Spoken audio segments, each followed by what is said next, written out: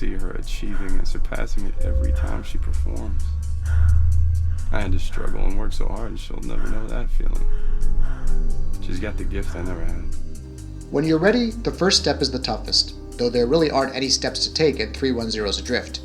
A parable of entering the VR medium itself, Adr1ft's indie title challenges you to move according to the world around you, adapting to circumstances as opposed to domineering over them. It doesn't help that the zero-gravity space setting renders you powerless and awkward, even if you're not engaging with the VR medium for the first time. Alfonso Cuarón's gravity serves as a bit of an inspiration. Premise-wise, there's something more mysterious afoot in Adr1ft's desolate surroundings.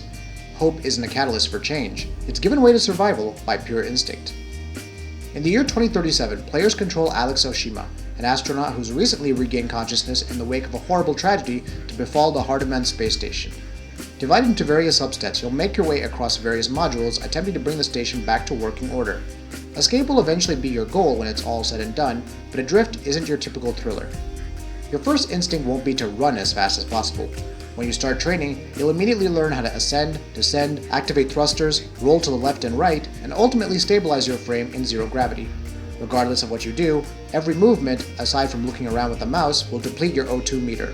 The game itself starts you off with a depleting O2 meter in addition to your regular actions. Quickly navigating to safer zones and collecting O2 vials to keep your gauge up is the key to survival. However, in a clever twist, Adr1ft wants you to float along in your surroundings to save oxygen.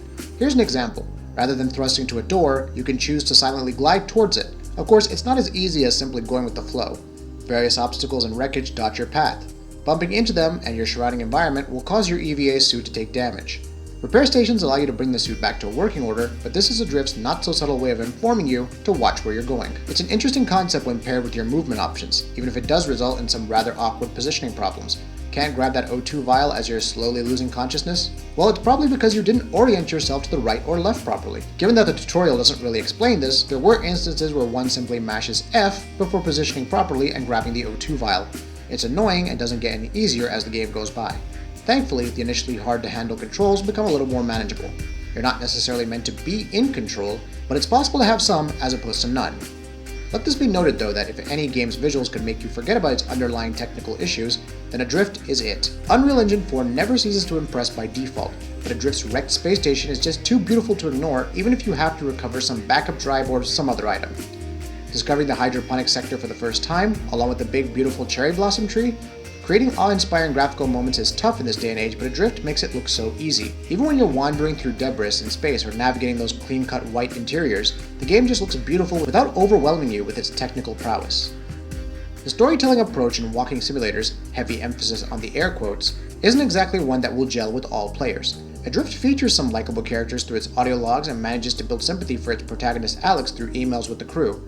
Special note must be made of the writing and voice acting. It feels just right. Nothing overtly cinematic, but perfectly dramatic in keeping with the situation of a frickin' space station being wrecked. Again though, the overall pacing and plot, while interesting, isn't enough to distract you from floating here to there and awkwardly collecting audio logs. In a way, the movement actually does a lot to make the actual progression a challenge. You can't just blindly rush through areas because it'll end in your death.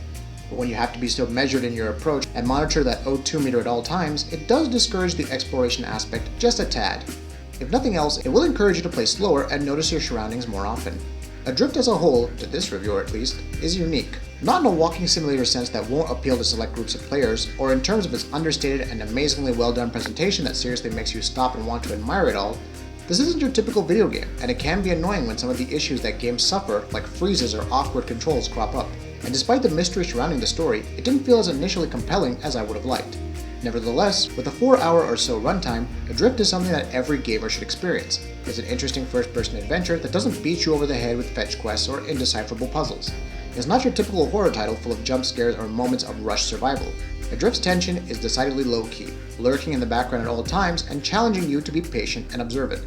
Whether this sounds like a fun video game to you or not, there's no denying that's an experience that everyone should partake in at least once. However, like Sandra Bullock, don't be surprised if you don't immediately return after crashing back to Earth. And that wraps it up. What are your thoughts about this? Let us know in the comments below. And if you enjoyed this video, please like and share it on Twitter and Facebook. And why not consider subscribing? We upload some really cool videos almost every day. Thank you for watching this video and happy gaming!